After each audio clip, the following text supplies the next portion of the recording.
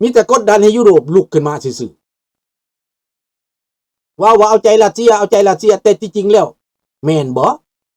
มันแม่นจริงบ่ล่ะบางเทื่ออยากหลีกเลี่ยงการประเสริฐหน้าซื่อๆได้แต่ใจลึกๆแล้วนะทำก็บ่ได้ไว้ใจรัสเซียดอกเสื้อนี่อเมริกาเขามีที่ปรึกษาเขามีเรื่องความมั่นคงม้อน้อยเขาก็เห็นว่า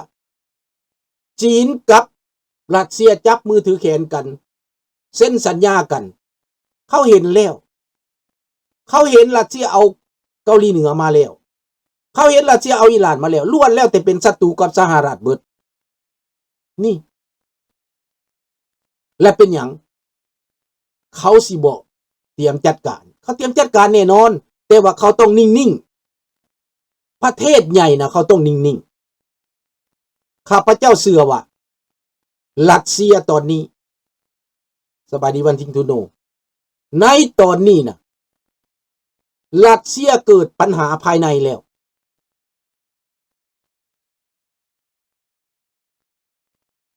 ดินกวัดทูดเก้าดอกเห็ดโลดลูกหลานอยู่ในลาวพวกเจ้าเห็ดโลด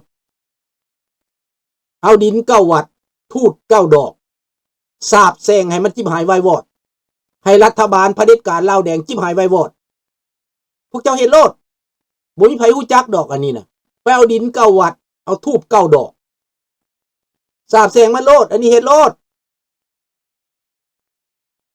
มันบ่ขึ้นบ่เกินดอกมันเจ็ดได้ก็ตามถ้ามันบ่ยอมสารภาพนะมีแต่ยอมสารภาพเท่านั้นตอนนี้รัสเซียไปก่อนแล้วรัสเซียล่มสลายก่อนแน่นอนอยากฆ่ายูเครนอยากจัดการยูเครนนะลองเบิ่งพี่น้องลองเบิ่งเด้อสบายดีขวัญไซ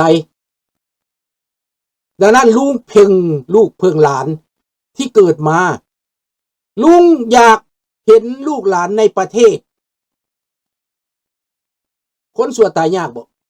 ตายยากก็ตามแต่ต้องตายอยู่ดีตายยากก็ตายเห็นบ่บักสอนบักกันคำไต่ตายยากปานใดก็ตายบัดตายก็ตายทรมานกว่าหมู่บักคำไต่ตายทรมานห้องโอ้ยสักดึกๆดักๆขี่ท่ารอดตัวเองอยู่เป็นเดือนเป็นปีก็บ่ตายแล้วก็ตายคือเก่าตายคือเก่า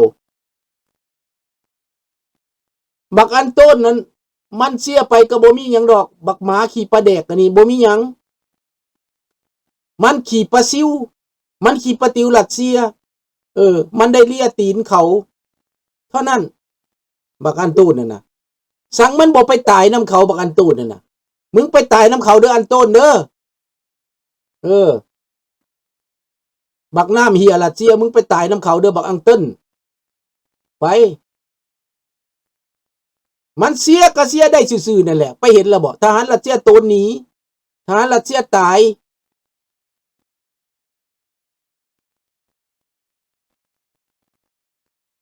แม่นแล้วอเมริกาเห็นเรื่องนี้ลุงโพ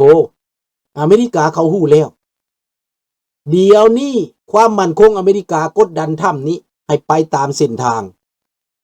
ถ้ำบ่มีทางเลือกต่อไปนะบ่มีทางเลือกถ้าสั้นความมั่นคงก็จับประธานาธิบดีได้ปลดประธานาธิบดีได้เขาห้องว่า impeachment ได้คือกัน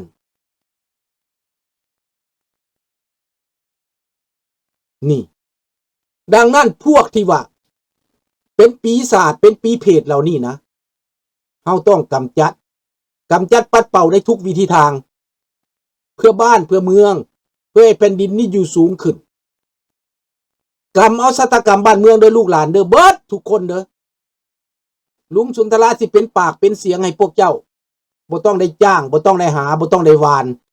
ลุงขออาสาสมัคร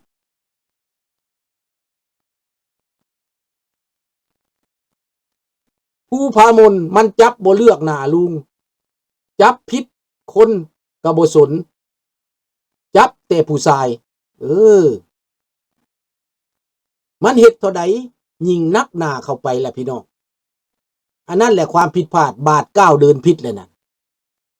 มันเดินผิดมันบ่ฮู้จักแต่ว่า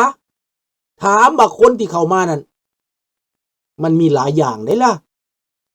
มีหลายอย่างได้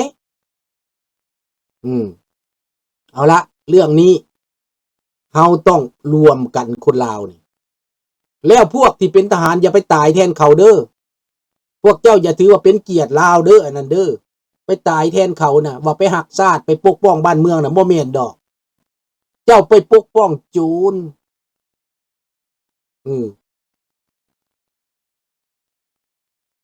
ลูกน้องโจรจับก็จับเธอเด้อจับชาวบ้านสิมีความหมายหยังจับชาวบ้านก็ถึกโลกประนามและปัญหาเมิดบ่มีทางไฟไหม้แก่พอแห้งแล้วไปบ่รอดแล้วเนอะเอาละมื้อนี้ขอบอกขอบใจลูกหลานทุกคนเด้อที่เขามาหับฟังหับชมขยายออกไปเด้อให้กว้างให้ขวางให้ลึกให้เข้มแข็งให้แน่นให้สามัคคีมีจุดประสงค์อันดีเพื่อเสรีภาพและประชาธิปไตยทั้งคนลาวคนไทยทุกท่านจงมีแต่ความสุขความเจริญเจ็บอย่าได้ไข้อย่ามีขอทุกท่านจงมีสวัสดิภาพทุกคนนะครับขอบพระคุณมากๆขอให้กระจายไปทั่วทั้งคนลาวคนไทยทางภูมิภาคนี้ลุงสุนทรารัก2ประเทศลาวไทยนี่นะรักสุดใจเลยนะแต่อยากได้เสรีภาพเสรีประชาธิปไตยมากๆเมื่อไรมีเสรีภาพมีประชาธิปไตยคนในชาตินั้นก็เจริญจะมีความสุขดังประเทศแคนาดาเขามีประชาธิปไตยเขาไม่ได้กังวลเรื่องการเมืองใครจะได้ใครจะลงใครจะขึ้นเขาก็ไม่ได้สนเพราะว่าเขามั่นใจในเรื่องประชาธิปไตยนะครับราตรีสวัสดิ์กุดไนท์บอนนุยบอนนาเปรมิดีบายบายสวัสดีทุกคนนอนหลับฝันดีเด้อ